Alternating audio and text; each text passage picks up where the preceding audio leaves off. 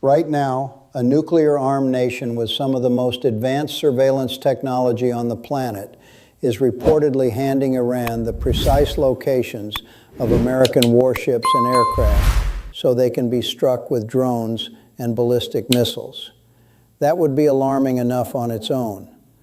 But when the President of the United States was confronted with this information directly, his response was not a denial, and it was not a plan. He called the question stupid and changed the subject.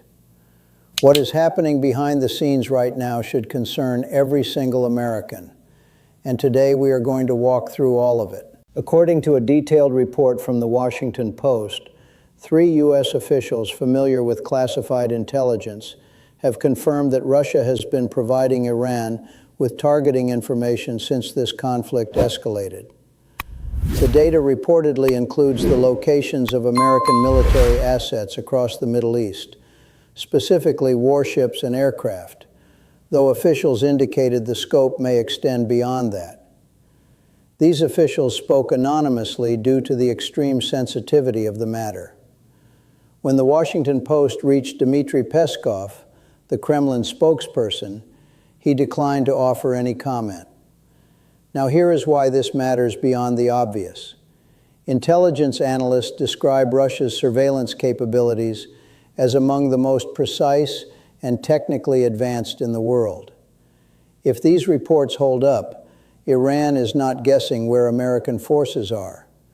It is receiving exact positioning data from a global military power. This would mark the first confirmed instance of another major U.S. adversary directly participating, even indirectly, in hostilities against American forces during this conflict. That is a historic and deeply dangerous development, and it deserved a serious presidential response. Instead, something very different happened. Hit subscribe right now if you want the truth without the corporate filter. We cover what they won't every single day. Turn on notifications so you never miss when we expose the next major story. Do it now. Earlier today, the President held a press conference.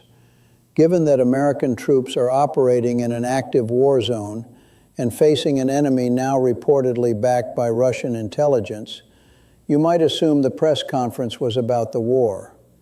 It was not.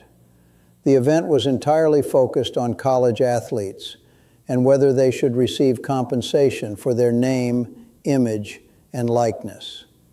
When a reporter attempted to ask about the Russia intelligence reports, the President shut it down immediately. He told the reporter he had lost respect for him and called it a stupid question, then insisted the room stay on topic, meaning college sports. He even expressed frustration when other journalists tried to ask about unrelated policy matters like cabinet changes. At no point during the event did he address the military conflict, the intelligence about Russia, or the status of American service members deployed in the region. As of this recording, there has still been no formal address to the American people about this rapidly expanding war.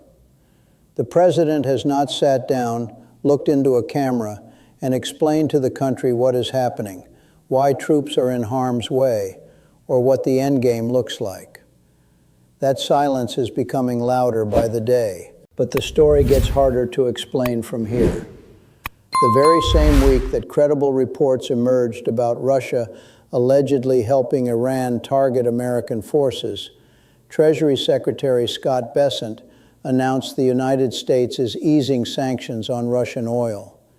He confirmed that India has been given permission to resume purchasing Russian crude, reversing a previous arrangement where India had agreed to stop buying sanctioned Russian energy and substitute it with American oil. Bessent went even further, publicly stating that the administration is considering unsanctioning additional Russian oil currently sitting in tankers around the world. He framed this as a strategy to stabilize global energy markets during the conflict. But consider the optics and the substance of what is happening here. American intelligence officials are telling reporters that Russia is actively assisting an enemy that is firing missiles at U.S. assets. And simultaneously, the U.S. government is opening new revenue streams for Russia by lifting restrictions on its most valuable export. Veterans and military analysts responded with alarm. The fundamental question several of them raised is simple. If Russia is helping the enemy target American troops, why is the United States making it easier for Russia to make money? No one in the administration has provided a satisfactory answer. The official White House position on the intelligence reports may be the most jaw-dropping element of this entire story. When the press secretary was asked directly about the confirmed reports of Russian intelligence sharing with Iran, she said, and these are her words, "Whether or not this happened, it frankly does not really matter." She then pivoted to prepared talking points about how the military is overwhelming Iran. A Republican congressman reinforced this posture, essentially telling the public to disregard the reports entirely. Let that sit for a moment. The administration's on-the-record stance is that it is irrelevant whether a foreign power is providing an enemy nation with the tools to locate and strike American military personnel. This is not a misquote or a taken out of context clip. This was stated clearly during an official press briefing. For an administration that has built its brand on projecting strength and prioritizing American interests, dismissing a direct threat to American troops as something that doesn't really matter creates a contradiction so severe that no amount of messaging can paper over it. And yet the follow-up pressure from the press room was minimal. On the ground, the military situation is intensifying at a pace that suggests this conflict is far from winding down. Bessent appeared on television and announced openly that the upcoming night would feature the largest bombing campaign of the conflict so far, targeting Iranian missile launchers and the factories that produce them. Footage has already surfaced showing massive airstrikes hitting Mehrabad International Airport in Tehran, Iran's capital city. The Strait of Hormuz, one of the most critical shipping lanes in the world, remains effectively closed. Oil prices are surging. Gas prices have jumped sharply in a very short window. And according to NBC News, the president has privately expressed serious interest in deploying a limited number of U.S. ground troops inside Iran for targeted strategic missions. Officials stress that no formal orders have been given, but the mere fact that this is under active discussion at the highest level represents a significant potential escalation. Meanwhile, Iran's parliament speaker issued a defiant public statement declaring that Iran's future will be determined by its own people, using pointed and inflammatory language directed at the American administration. There are also deeply disturbing unanswered questions about civilian casualties. Reports indicate that a U.S. military strike hit an elementary school in Mashhad, Iran, with reported casualties exceeding 150 people, the vast majority of them children. When the press secretary was asked whether the president is satisfied with the pace of the investigation into this incident, she offered no update whatsoever. She referred the question to the Pentagon and moved on. Days have passed with no additional information, no accountability framework, and no public acknowledgement of urgency from the White House.